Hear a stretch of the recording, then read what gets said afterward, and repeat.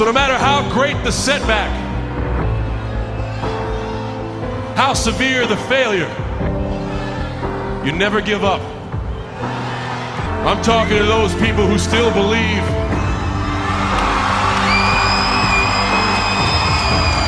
Tonight, I speak to those who still proudly stand in my corner.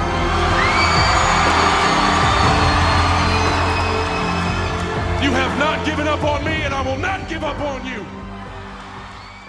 Hello everyone, this is Spear Studios. Here we're going to look at WWE through a Christian lens, and I'm not talking about the wrestler known as Christian. But we are going to look at different storylines, rivalries, and feuds within the WWE universe to find biblical principles to glean from. Without further delay, let's get into it. Now, John Cena is one of the greatest wrestlers of all time. He is a 16-time world champion, which includes huge title accomplishments, such as the World Heavyweight, United States, and the WWE Championship. Starting his career in 2002 and a potential last run in WWE in 2025, we as wrestling fans have seen his entire career trajectory, as it had sent us on emotional roller coasters as he dons his classic catchphrase, "Never give up." I mean, the guy was basically a superhero, ultimately going up against the bad guys of WWE. He gave the younger audience something to look forward to every week, as he gave nothing but hustle, loyalty, and respect. But what if we look specifically at how John Cena and his character portrayal on TV can actually lead us more to Jesus? For the sake of this video, we are specifically looking at PG Era Cena, not Ruthless Aggression Cena. And to be more specific, I want to look at 2012 to around 2016 John Cena, which I want to believe was nearing the end of his peak. He was on TV every week, he had multiple title matches, and you couldn't go one episode of Raw or SmackDown without seeing that Fruity Pebbles endorsing smile. I want to look at how Cena was pushed to the average viewer around that period. For some people, they felt as though Cena was the bright spot in a rough time period of WWE. They didn't mind rooting for the man, because he was the guy in WWE, apart from a few big names like Randy Orton or CM Punk. Throughout this time period of Cena's career, he was the person that was the favorite to win, the mainstream guy, the face of the company that was ready to give his opponents a bit of an attitude adjustment, coining the infamous nickname Super Cena. He was winning almost every fight. But there were a handful of times that Cena was actually beating up pretty well, where Cena had little to no answer for the opponents handed to him.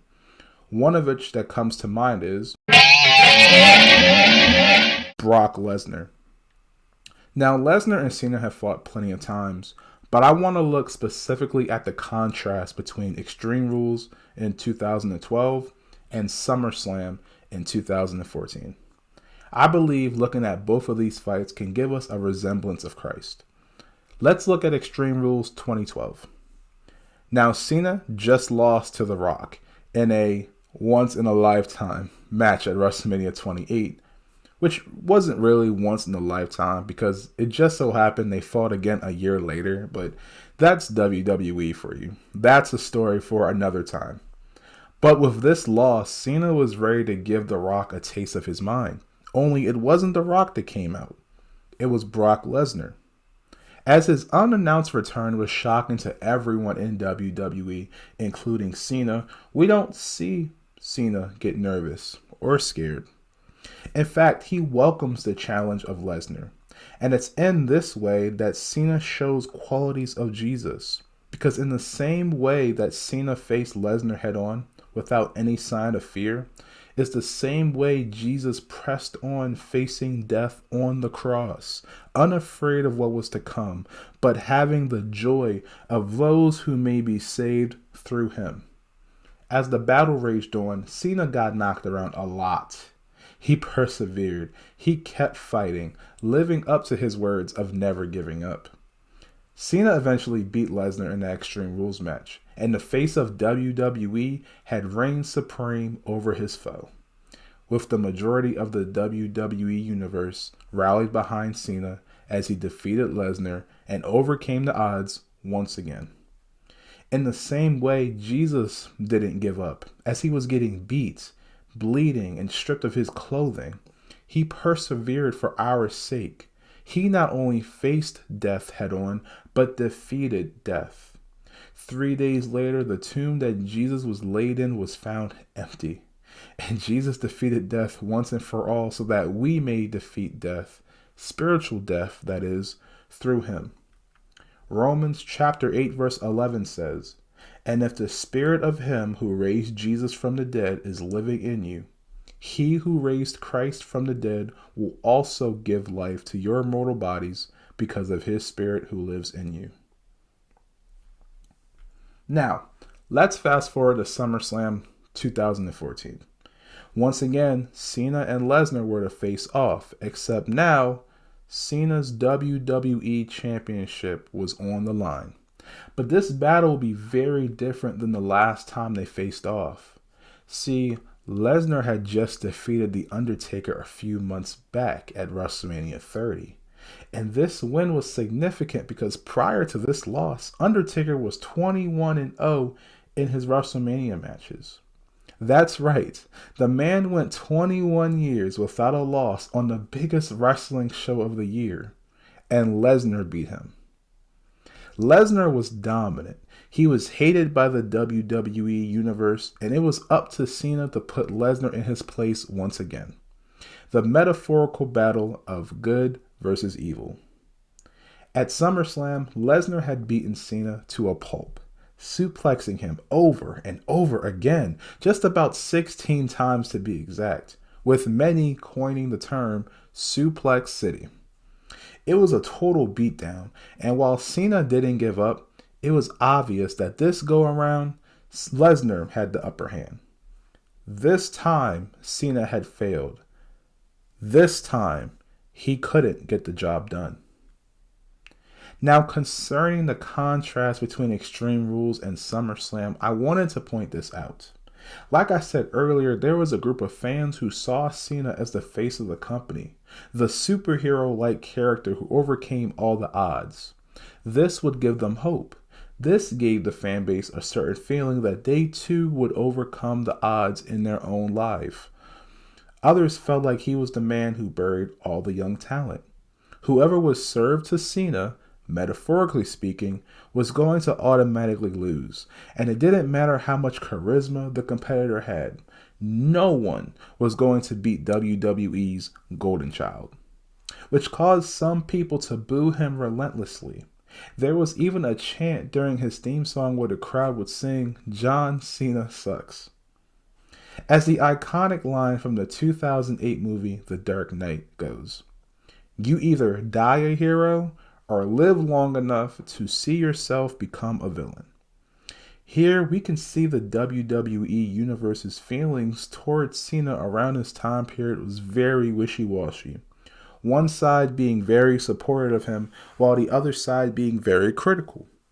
But in this instance, the large amount of people that were supporting Cena in 2012 versus Lesnar was now looking for him to get his due diligence in 2014. Rooting for him to lose, and as he was falling victim to Suplex City, the cheers screamed louder and louder for his downfall as champion. Isn't it funny that the same people who cheered for Cena and were amazed when he defeated all odds, or the same people who tore him down when he was on top of his game? In the same way, what we call Palm Sunday, the people of Jerusalem were cheering for Jesus and claiming him to be the King of Israel. John chapter 12 verse 13 says, "So they took branches of palm trees and went out to meet him, crying out, 'Hosanna! Blessed is he who comes in the name of the Lord, even the King of Israel.'" You see, Jesus was cheered and revered deeply by his people in Jerusalem. The Jewish people at the time were under Roman rule, which means that there were Roman emperors and commanders that told the Jewish people how to live and what they could and couldn't do. At the time, these people believed that Jesus was the one to save them from Roman oppression. He was going to set them free in a physical sense, breaking them free from the shackles of Roman tyranny. However, Jesus didn't come to free them physically, but to free them spiritually from the bondage of sin, to deliver us from the wrath of God, so that through him we may not experience it ourselves. Though we may die physically, our soul can live to be with God only through Christ. But the people didn't realize it at the time.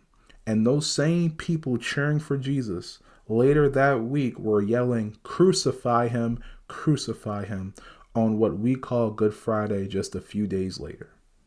Mark chapter 15 verses 12 through 14 says, "What shall I do then with the one you call the King of the Jews?" Pilate asked them.